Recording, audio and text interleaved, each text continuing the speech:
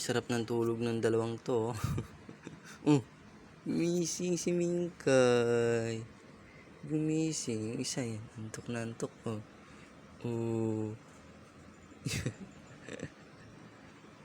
Sarap niya matulog, no? Dati hindi to close tong dalawang to. Kawawang kawawa to. Itong maliit. Palaging nasasampal sa mukha to. Pero ngayon, yan ah. Sobrang sweet. Ayun, Grabe. Mingkay. Mingkay. Antok na antok si Mingkay, oh.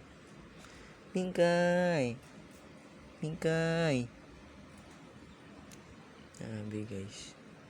Ayan, oh.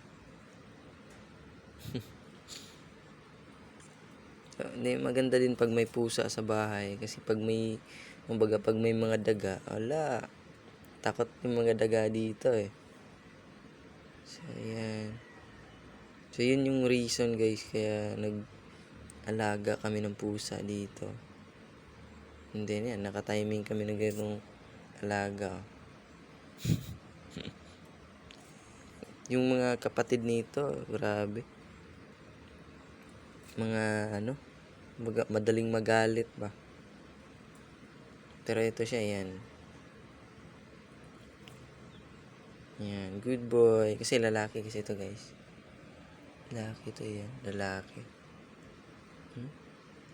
Mingkay. Gising na, Mingkay.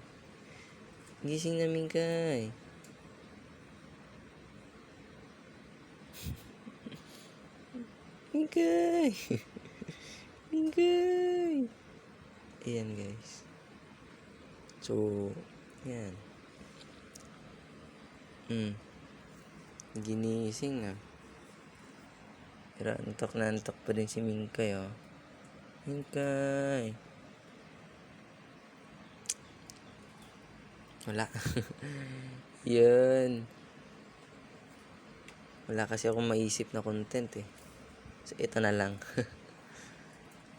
Sa mga inspired na mag-alaga ng pusa. Ayan. So, ito naman. Sobrang sweet nito sa ano niya, eh. Ayan, oh. Nangahawak pa, oh. Mingkay. Yay. Ayan. Ang tataas ng mga kuko nila, guys.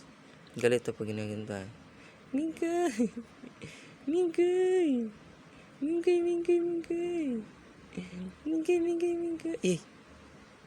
Sakit. Mingkay.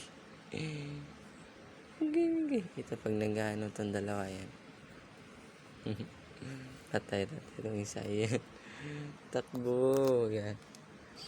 Ay, umiyak. Grabe yung kulit nito, guys. Yan.